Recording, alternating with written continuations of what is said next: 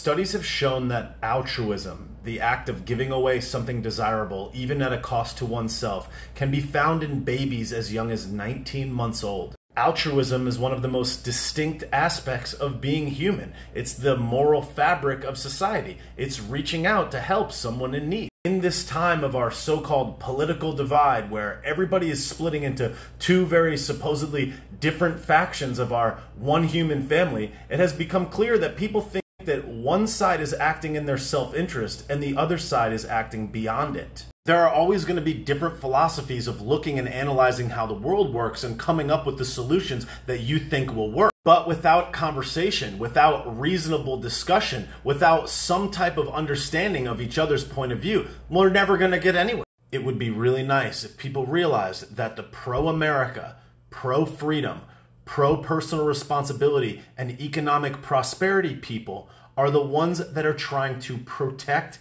and save America for people of the future.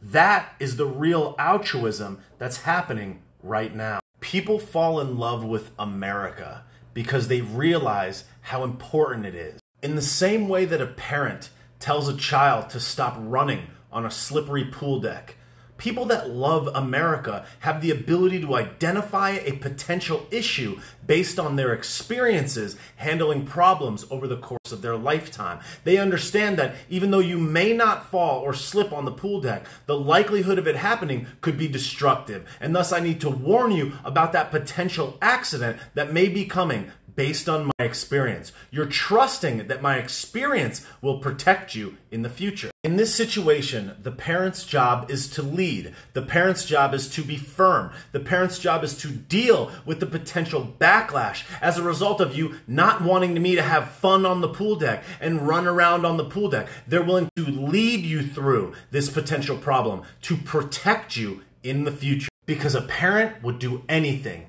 for their kid to be happy. A parent wants you to be able to run. They don't want to be the bearer of bad news. They don't want to tell you to stop running on the pool deck. They don't want to deal with you crying and mad and angry, giving them kickback and feedback that they're upset that you would end their day or ruin their day or tell you about how the neighbor gets to run on the pool deck. They understand that when they look out for your best interest, they're going to get some negative feedback. They understand that they have to navigate that challenge as a prerequisite of them being the leader. And as each passing day goes by where we see more of our freedoms eroded, more of our love for country being trampled on, more of the rights that people have fought and died for being taken away for us right in front of our eyes, we watch the emotional manipulation that happens of the brothers and sisters that exist here in our country, our family members. We're watching it happen and we're trying to lead, even at our own expense. That's altruism. That's what's happening.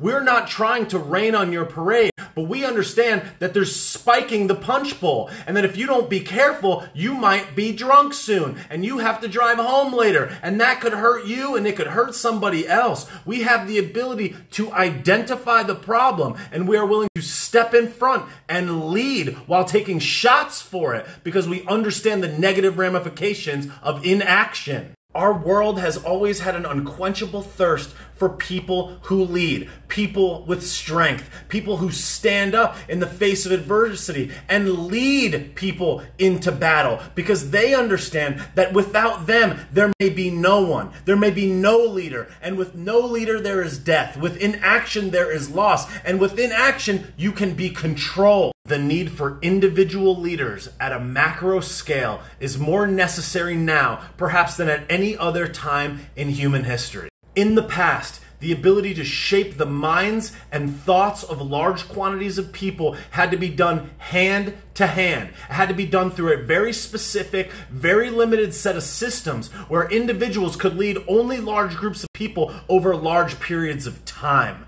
The difference is now a very small amount of people can lead a very large amount of people in a very short amount of time. As our communication systems and capabilities have evolved, the ability for a very tight-knit and small group of people to use emotional and mental manipulation to control large quantities of people people. Using those technologies, using those communication devices allows them to change the behavior of hundreds of millions and billions of people at a faster clip than at any time in human history ever. Because now they understand that the game is speed. If you can infiltrate the minds of the people, if you can manipulate their behavior, if you can turn them against each other, all you have to do is have a cohesive message with large distribution. With a thorough understanding of how human behavior works, they understand that within minutes, with the right message, the right sound, the right messaging, and the right manipulation, they can change the hearts,